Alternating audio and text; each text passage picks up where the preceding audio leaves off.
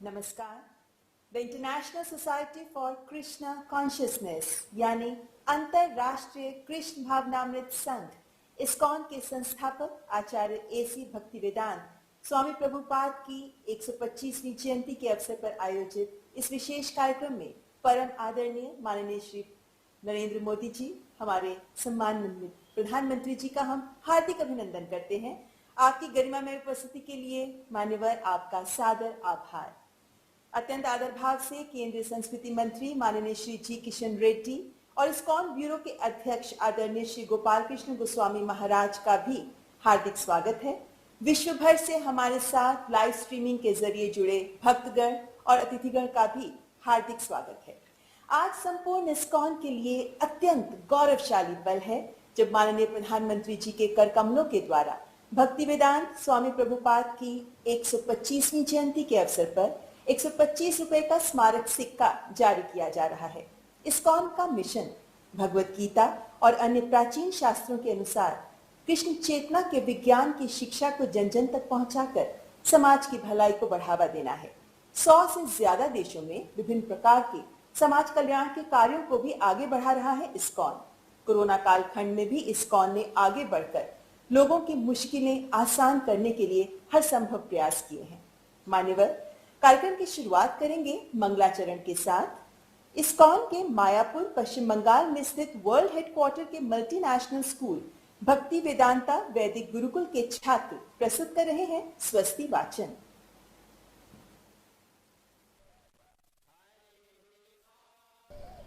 Hari Om.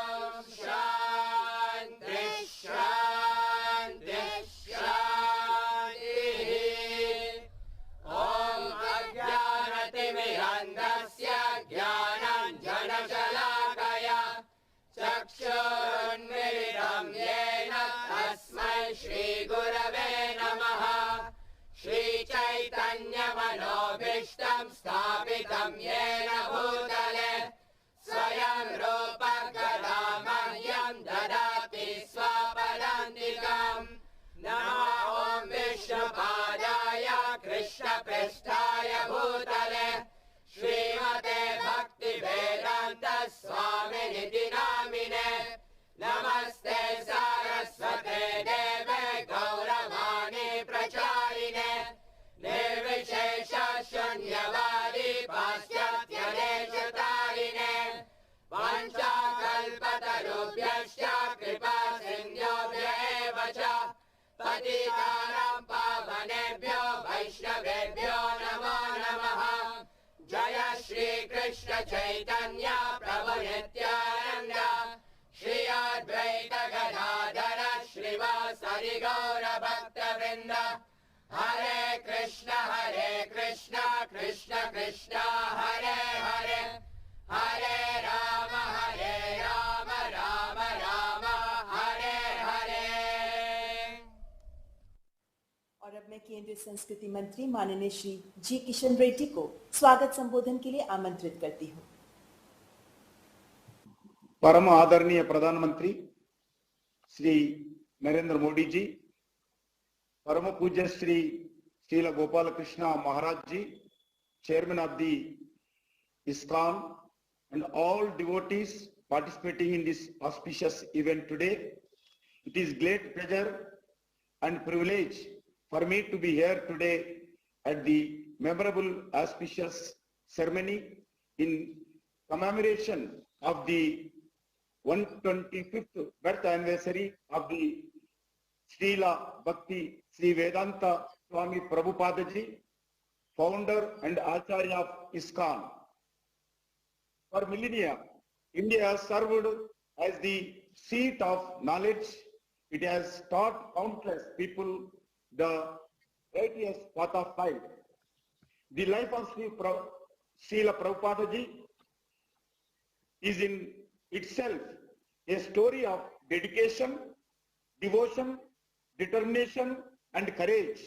Today, ISKCON, the movement founded by Swamiji, is globally known for a commitment, dedication to the propagation and promoting Bhagwan Sri Krishna teachings and Bharatiya culture, knowledge and tradition to practical solution to the problems of people and make the world Vasudhaika Kutumbam. Due to the efforts of Srila Prabhupada ji and his followers, today one can see big number of people, different nationalities, wearing saris and dhotis, chanting Sanskrit mantras, reading Srimad Bhagavad Gita and other Puranas. This is indeed a cultural revolution brought about by Srila Prabhupada ji as the cultural ambassador of our great heritage and philosophy. The International Society for Krishna Consciousness today is one of the greatest cultural bridge between India and West. But Srila Prabhupada ji, with his ISKCON movement, efforts were not just limited to the foreign countries. Srila Prabhupada ji several times remarked that he had a deep desire to revive and spiritual, cultural India. Along with promoting culture, ISKCON has been forefront service activity for welfare of the people. Particularly downtrodden. Even during the COVID pandemic, I had opportunity to visit Mega Kitchen at Dwaraka National Capital in Delhi, where free meals for 4 lakh needy people was being cooked and distributed. Srila Prabhupada ji is also introduced our spiritual festivals to the world, be it in the form of the Sri Jagannath Rathayatra, which he brought to the Western world for the first time, 1969. One of his greatest achievements that he was an exemplary ambassador of India's ancient civilization. This is because of he carried the same tradition values that are now being promoted by the followers through education, culture and welfare. Under dynamic leadership of our Prime Minister, Shri Narendra Modi ji, over past few years, India has witnessed a surge in our soft power initiative of Prime Minister Narendra Modi ji. The world celebrates yoga with us. Today, Ayurveda has become the favored alternative means of wellness. Under leadership of the Narendra Modi ji, India is regaining her cultural glory as a land of spirituality and cultural wealth. I once again welcome you all the wonderful this occasion, and make Krishna and his teachings guide through our dharma of public service and welfare. On behalf of the Ministry of Culture, I thank the Honorable Prime Minister, Shri Narendra Modi ji, for releasing the commemorative plan and the occasion. Hare Krishna, Jai Hind. धन्यवाद माननीय मंत्री जी। स्वामी प्रभुपाद का कहना है कि जो अपने शरीर, मन, बुद्धि और शब्दों से कृष्ण की सेवा करने का कार्य करता है, वो आत्मा इस भौतिक संसार में रहकर भी मुक्त है। इस्कॉन ब्यूरो के सम्मानित अध्यक्ष आदरणीय श्री गोपाल कृष्ण गोस्वामी महाराज स्वामी प्रभुपाद के वरिष्ठ शिष्य हैं। मैं आदरणीय श्री गोस्वामी महाराज को उनका संबोधन प्रस्तुत करने के लिए सादर आमंत्रित करती हूँ। हरे कृष्णा। आदरणीय नरेंद्र मोदी जी, भारत के प्रधानमंत्री आदरणीय Krishna Reddy, union minister of culture, आपका आभार कि आप लोग ने अपना कीमती समय दिया है इस शुभ कार्य के लिए। जैसे आप जानते हो, हम ये साल प्रभुपाद जी का 125वां एनिवर्सरी मना रहे हैं। प्रभुपाद कौन थे? चैतन्य महाप्रभु की भविष्यवाणी थी कि एक दिन विश्व के हर कोने में यह हरिनाम का प्रचार होगा, और इसको सफल बनाने के लिए बाबा जी प्रकट हुए थे क्या कहना वे 1896 में। छोटी आयु में ही उनके पिता ने उन्हें हर प्रकार की शिक्षा दी थी, और छोटी आयु में ही उन्होंने संस्कृत भाषा सीखना भी शुरू कर दिया। 1922 में एक महान संत को मिले। उस वक्त प्रभुपाद जी महात्मा गांधी के फ्रीडम मूवमेंट में थे, और 1922 में मिले एक महान संत जिनका नाम था भक्ति सिद्धांत सरस्वती ठाकुर। उन्होंने देखा कि बड़े अच्छी अंग्रेजी बोलते हैं। उन्होंने कहा कि तुम ले जाओ इस प्राचीन भारतीय संदेश को विदेश में और अंग्रेजी देशों में इसका प्रचार करो। ये आदेश दिया था 1922 में, और प्रभुपाद जी प्रयास करते गए। अंत में 1935 में 1965 में विदेश गए केवल 40 रुपए के साथ, और उनके पास एक फ्री टिकट थी कार्गो के जहाज में। प्रयास किया था लोगों से चंदा लेने के लिए, इतने सफल नहीं हुए। तो कार्गो शिप में गए और 35 दिन का सफर था, और जब न्यूयॉर्क पहुंचे उनके मन में यही था कि हमने इस संदेश को प्रचार करना है। बड़े संघर्ष के साथ बाबा जी ने कृष्ण भक्ति का प्रचार किया, और बहुत ही संघर्ष के साथ सफलता प्राप्त हुई। उन्होंने पहला इस्कॉन का केंद्र खुला था न्यूयॉर्क में 1935 में। आज विश्व के कोने कोने में आप मेरी संस्कृति का प्रभाव देखते हो।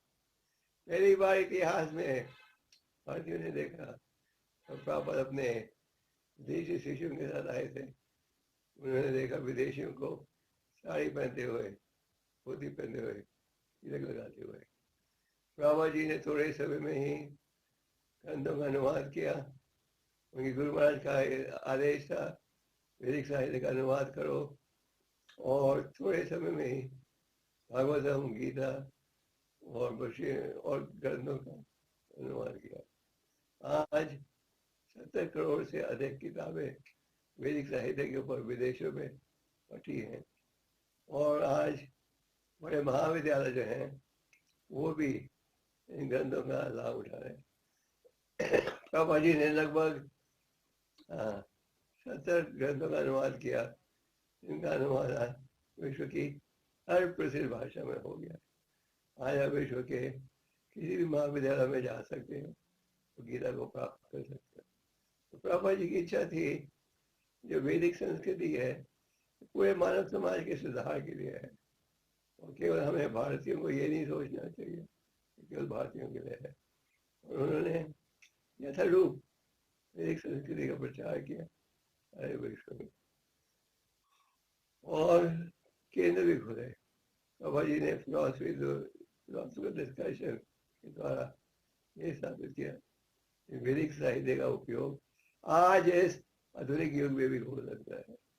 तो हम बड़े आभारी हैं प्रधानमंत्री जी के कि उन्होंने अपना कीमती समय दिया है इस योजना को सफल बनाने के लिए। बाबा जी की इच्छा थी कि पूरे विश्व सुखी बने, लोगों का चरित्र हो, शांति की प्राप्ति के हम प्रयास करें। ये जब हो सकता है तो हम शास्त्रों की शिक्षा का लाभ उठा, और ये जो संदेश है वे मानस समाज में, साथ में सामाजिक सेवा विभाग था। बाबा जी ने एक फूड फॉर लाइफ प्रोग्राम शुरू किया था। और कहा जाता है कि ये फूड फॉर लाइफ का प्रोग्राम तो हम लगभग विश्व के हर कोने में कर रहे हैं। ये लाखों लोग लाभ उठा रहे हैं। और इसके साथ जब सामाजिक सेवा की, ऐसे जब कोविड आया था, कोविड के कैंप खोले हर जगह समाज की सेवा के। तो भारतीय संस्कृति का लाभ हम सबको उठाना चाहिए। बाबा जी की वही इच्छा थी कि भारतवासी अपनी संस्कृति को नहीं भूलें। कई विदेशी पंडित स्कॉलर्स भारत में आए और उन्होंने वैदिक शास्त्रों का अनुवाद किया, जो असली भाव था वो बदल दिया। प्रॉपर ने ये लिखा है, these books are for everyone। एक बड़े फिलोसफर थे वेस्ट के, कॉक्स, उन्होंने कहा कि proper was 1 in a million, such a great devotee. और आज जो वैदिक संस्कृति का भाव है ये बढ़ते जा रहा है। हम बड़े आभारी हैं, हमारे प्रधानमंत्री जी ने इस शुभ अवसर पर हमें दिया है। पिछले साल प्रधानमंत्री जी आए थे हमारे केंद्र में सबसे बड़ी गीता की स्थापना करने के लिए। तो हम आभारी हैं कि आप लोग सहयोग दे रहे हो। ये जो कॉइन आपने रिलीज करने जा रहे हो, ये 125th एनिवर्सरी का स्पेशल कॉमेमोरेटिव कॉइन है। आप लोगों का बहुत शुक्रिया और हम फिर से आभार कर रहे हैं इस योजना को सफल बनाने के लिए। आपका बहुत बहुत शुक्रिया और भगवान आपकी सरकार को और भी शक्ति दे कि वो देश को मार्गदर्शन दे सके। बहुत जरूरी है देश को मार्गदर्शन देने के लिए हमारे पास भी आध्यात्मिक ज्ञान होना चाहिए, कुछ शासन का ज्ञान होना चाहिए, फिर हम ठीक मार्गदर्शन दे सकते हैं। और प्रजा जब इस शिक्षा का लाभ उठाएगी तब देश में शांति, विश्व में शांति आएगी। जो वैदिक साहित्य है इसमें शांति का संदेश है पूरे मानव समाज में। बहुत शुक्रिया। भगवान आप लोगों को, प्रधानमंत्री उनकी सरकार को और भी शक्ति दे इसको मार्गदर्शन देने के लिए। हरे कृष्ण। धन्यवाद आदरणीय गोस्वामी महाराज जी। और मैं माननीय प्रधानमंत्री जी से विनयपूर्ण आग्रह करती हूँ कि कृपया रिमोट का बटन दबाकर भक्ति वेदांत स्वामी प्रभुपाद की 125वीं जयंती के अवसर पर 125 रुपए का स्मारक सिक्का जारी करें।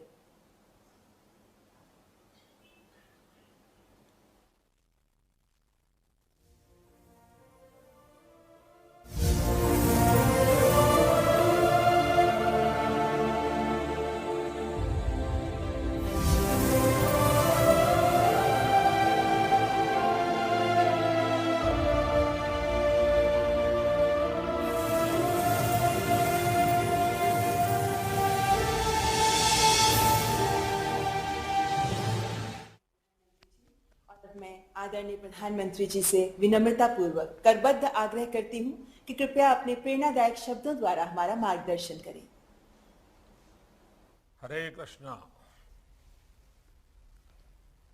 आज के इस पुण्य अवसर पर हमारे साथ जुड़ रहे देश के संस्कृति मंत्री श्रीमान जी किशन रेड्डी जी, इस्कॉन ब्यूरो के प्रेसिडेंट श्री गोपाल कृष्ण गोस्वामी जी और दुनिया के अलग अलग देशों से हमारे साथ जुड़े हुए सभी साथी कृष्ण भक्तगण। परसों श्री कृष्ण जन्माष्टमी थी और आज हम श्रील प्रभुपाद जी की 125वीं जन्म जयंती मना रहे हैं। ये ऐसा है जैसे साधना का सुख और संतोष दोनों एक साथ मिल जाए। इसी भाव को आज पूरी दुनिया में श्रील प्रभुपद स्वामी ने लाखों करोड़ों अनुयायी और लाखों करोड़ों कृष्ण भक्त स्वाभाविक रूप से अनुभव कर रहे हैं। मैं सामने स्क्रीन पर अलग अलग देशों से आप सब साधकों को देख रहा हूं। ऐसा लग रहा है जैसे लाखों मन एक भावना से बंधे हो, लाखों शरीर एक कॉमन कॉन्शियसनेस से जुड़े हुए हो। ये वो कृष्ण कॉन्शियसनेस है जिसकी अलख प्रभुपाद स्वामी जी ने पूरी दुनिया तक पहुंचाई। साथियों, हम सब जानते हैं कि प्रभुपाद स्वामी एक अलौकिक कृष्ण भक्त तो थे ही, साथ ही वो एक महान भारत भक्त भी थे। उन्होंने देश के स्वतंत्रता संग्राम में संघर्ष किया था। उन्होंने असहयोग आंदोलन के समर्थन में स्कॉटिश कॉलेज से अपना डिप्लोमा तक लेने से मना कर दिया था। आज ये सुखद संयोग है कि देश ऐसे महान देशभक्त का 125वां जन्मदिन एक ऐसे समय में हो रहा है जब भारत अपनी आजादी के 75 साल का पर्व अमृत महोत्सव मना रहा है। श्रील प्रभुपाद स्वामी हमेशा कहते थे कि वो दुनिया के देशों में इसलिए भ्रमण कर रहे हैं क्योंकि वो भारत की सबसे अमूल्य निधि दुनिया को देना चाहते हैं।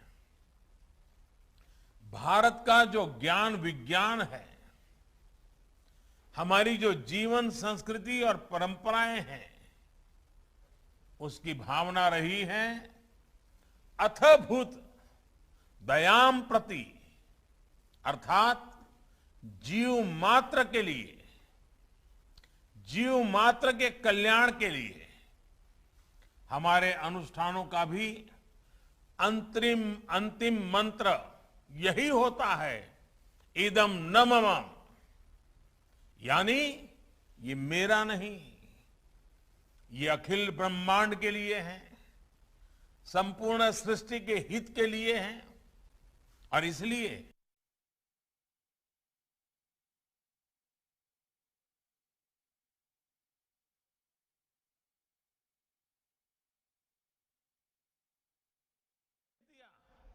कि वे भारत के चिंतन और दर्शन को दुनिया तक ले जाएं। श्रील प्रभुपाद जी ने अपने गुरु के इस आदेश को अपना मिशन बना लिया और उनकी तपस्या का परिणाम आज दुनिया के कोने कोने में नजर आता है। अमृत महोत्सव में भारत ने भी सबका साथ, सबका विकास और सबका विश्वास के मंत्र के साथ ऐसे ही संकल्पों को अपनी आगे की यात्रा का आधार बनाया है। हमारे इन संकल्पों के केंद्र में, हमारे इन लक्ष्यों के मूल में भी वैश्विक कल्याण की ही भावना है। और आप सभी इसके साक्षी हैं कि इन संकल्पों की पूर्ति के लिए सबका प्रयास कितना आवश्यक है। आप कल्पना कर सकते हैं, अगर प्रभुपाद जी ने अकेले विश्व को इतना कुछ दिया है, तो जब हम सब उनके आशीर्वाद से एक साथ प्रयास करेंगे तो कैसे परिणाम आएंगे। हम जरूर मानवीय चेतना के उस शिखर तक पहुंचेंगे जहां से हम विश्व में और बड़ी भूमिका निभा सके, प्रेम के संदेश को जन जन तक पहुंचा सके। साथियों, मानवता के हित में भारत दुनिया को कितना कुछ दे सकता है, आज इसका एक बहुत बड़ा उदाहरण है विश्व भर में फैला हुआ हमारा योग का ज्ञान, हमारी योग की परंपरा, भारत की जो सस्टेनेबल लाइफस्टाइल है, आयुर्वेद जैसे जो विज्ञान है। हमारा संकल्प है कि इसका लाभ पूरी दुनिया को मिले। आत्मनिर्भरता के बीच इस मंत्र की श्रील प्रभुपाद अक्सर चर्चा करते थे, उसे भारत ने अपना ध्येय बनाया है और उस दिशा में देश आगे बढ़ रहा है। मैं कई बार जब आत्मनिर्भर भारत और मेक इन इंडिया के लक्ष्यों की बात करता हूं, तो मैं अपने अधिकारियों को, बिजनेसमैन को इस्कॉन के हरे कृष्ण मूवमेंट की सफलता का उदाहरण देता हूं। हम जब भी किसी दूसरे देश में जाते हैं और वहां जब लोग हरे कृष्ण बोलकर मिलते हैं, तो हमें कितना अपनापन लगता है, कितना गौरव भी होता है। कल्पना करिए, यही अपनापन जब हमें मेक इन इंडिया प्रोडक्ट के लिए मिलेगा तो हमें कैसा लगेगा। इस्कॉन से सीखकर हम इन लक्ष्यों को भी हासिल कर सकते हैं। साथियों, भगवान कृष्ण ने अर्जुन से कहा था,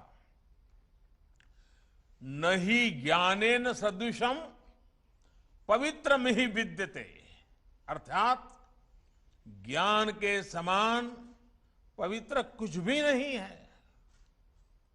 ज्ञान को ये सर्वोच्चता देने के बाद उन्होंने एक और बात कही थी, मैव मन अधस्तत्व मई बुद्धिम निवेशय, यानी ज्ञान विज्ञान को हासिल करने के बाद अपने मन को, बुद्धि को कृष्ण में लगा दो, उनकी भक्ति में समर्पित कर दो।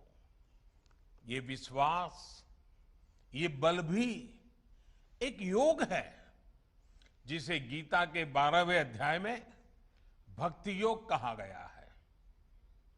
और इस भक्ति योग का सामर्थ्य बहुत बड़ा होता है। भारत का इतिहास भी इसका साक्षी है। जब भारत गुलामी के गहरे गर्त में फंस गया था, अन्याय, अत्याचार और शोषण से पीड़ित भारत अपने ज्ञान और शक्ति पर ध्यान नहीं लगा पा रहा था, तब ये भक्ति ही थी जिसने भारत की चेतना को जीवंत रखा, भारत की पहचान को अक्षुण्ण रखा। आज विद्वान इस बात का आकलन करते हैं कि अगर भक्ति काल की सामाजिक क्रांति न होती तो भारत न जाने कहां होता, किस स्वरूप में होता। लेकिन उस कठिन समय में चैतन्य महाप्रभु जैसे संतों ने हमारे समाज को भक्ति की भावना से बांधा। उन्होंने विश्वास से आत्मविश्वास का मंत्र दिया। आस्था के भेदभाव, सामाजिक ऊंच नीच, अधिकार अनाधिकार, भक्ति ने इन सबको खत्म करके शिव और जीव के बीच एक सीधा संबंध बना दिया। साथियों, भारत के इतिहास का अध्ययन करें तो आप ये भी पाएंगे कि भक्ति की इस डोर को थामे रहने के लिए अलग अलग कालखंड में ऋषि, महर्षि और मनीषी समाज में आते रहे, अवतरित होते रहे। एक समय अगर स्वामी विवेकानंद जैसे मनीषी आए जिन्होंने वेद वेदांत को पश्चिम तक पहुंचाया, तो वहीं विश्व को जब भक्ति योग को देने की जिम्मेदारी आई तो श्रील प्रभुपाद जी और इस्कॉन ने इस महान कार्य का बीड़ा उठाया। उन्होंने भक्ति वेदांत को दुनिया की चेतना से जोड़ने का काम किया। यह कोई साधारण काम नहीं था। उन्होंने करीब 70 साल की उस उम्र में इस्कॉन जैसा वैश्विक मिशन शुरू किया। जब लोग अपने जीवन का दायरा और सक्रियता कम करने लगते हैं, ये हमारे समाज के लिए और हर व्यक्ति के लिए एक बड़ी प्रेरणा है। कई बार हम देखते हैं लोग कहने लगते हैं कि उम्र हो गई, नहीं तो बहुत कुछ करते, या फिर अभी तो सही उम्र नहीं है ये सब काम करने की। लेकिन प्रभुपाद स्वामी अपने बचपन से लेकर के पूरे जीवन तक अपने संकल्पों के लिए सक्रिय रहे। प्रभुपाद जी समुद्री जहाज से जब अमेरिका गए तो वो लगभग खाली जेब थे। उनके पास केवल गीता और श्रीमद् भागवत की पूंजी थी। रास्ते में उन्हें 2-2 बार हार्ट अटैक आया यात्रा के दरमियान। जब वो न्यूयॉर्क पहुंचे तो उनके पास खाने की व्यवस्था भी नहीं थी, रहने का तो ठिकाना ही नहीं था। लेकिन उसके अगले 11 सालों में दुनिया ने जो कुछ देखा, श्रद्धेय अटल जी के शब्दों में कहें तो अटल जी ने इनके विषय में कहा था, वो किसी चमत्कार से कम नहीं था। आज दुनिया के अलग अलग देशों में सैकड़ों इस्कॉन मंदिर है। कितने ही गुरुकुल भारतीय संस्कृति को जीवंत बनाए हुए हैं।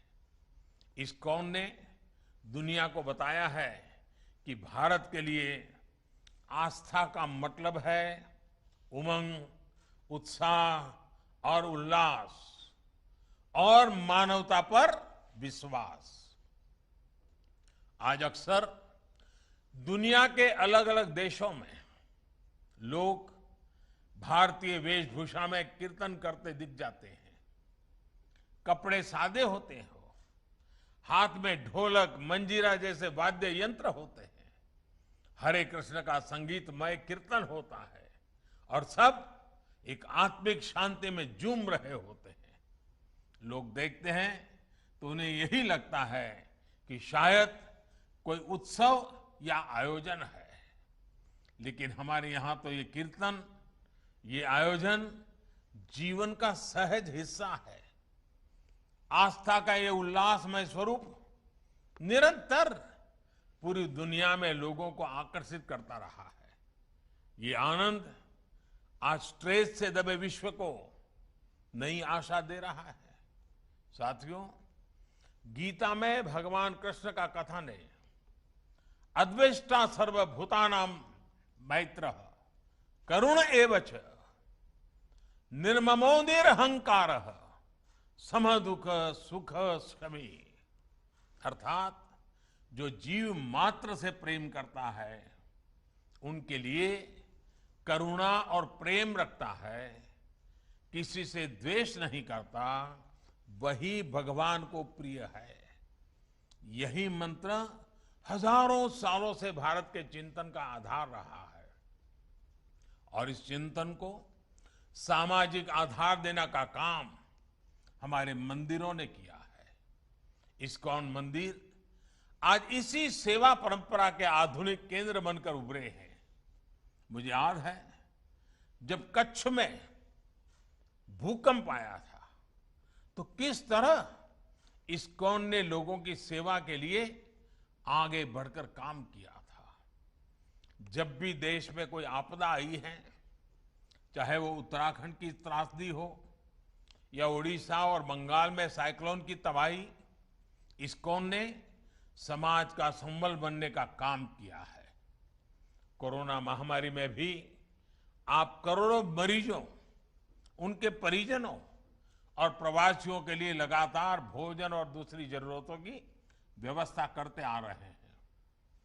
महामारी के अलावा भी लाखों गरीबों के भोजन और सेवा का अनवरत अभियान आपके माध्यम से चलता रहा है। जिस तरह से इस्कॉन ने कोविड मरीजों के लिए अस्पताल बनाए और अब वैक्सीन अभियान में भी सहभागिता निभा रहे हैं, उसकी भी जानकारी मुझे लगातार मिलती रहती है। मैं इस्कॉन को, इससे जुड़े सभी भक्तों को आपके इस सेवा यज्ञ के लिए बहुत बहुत शुभकामनाएं देता हूं। साथियों, आज आप सत्य, सेवा और साधना के मंत्र के साथ न केवल कृष्ण सेवा कर रहे हैं, बल्कि पूरी दुनिया में भारतीय आदर्शों और संस्कारों के ब्रांड एम्बेसडर की भी भूमिका निभा रहे हैं। भारत का शाश्वत संस्कार है सर्वे भवन्तु सुखिनः, सर्वे सन्तु निरामया। यही विचार इस्कॉन के जरिए आज आप सभी का, लाखों करोड़ों लोगों का संकल्प बन चुका है। ईश्वर के प्रति प्रेम और जीव मात्र में ईश्वर के दर्शन, यही इस संकल्प की सिद्धि का मार्ग है। यही मार्ग हमें विभूति योग अध्याय में भगवान ने बताया है। हमें विश्वास है कि वासुदेवः सर्वम का ये मंत्र हम अपने जीवन में भी उतारेंगे और मानव मात्र को भी इस एकता की अनुभूति कराएंगे। इसी भावना के साथ आप सभी का बहुत बहुत धन्यवाद। हरे कृष्ण। बहुत बहुत धन्यवाद माननीय प्रधानमंत्री जी, आपके सुवचनों के लिए हार्दिक आभार, हृदय से साधुवाद। हम माननीय प्रधानमंत्री जी, माननीय केंद्रीय संस्कृति मंत्री आदरणीय श्री गोपाल कृष्ण गोस्वामी महाराज और विश्व भर से हमारे साथ जुड़े अतिथिगण और भक्तगण का धन्यवाद करते हैं। नमस्कार।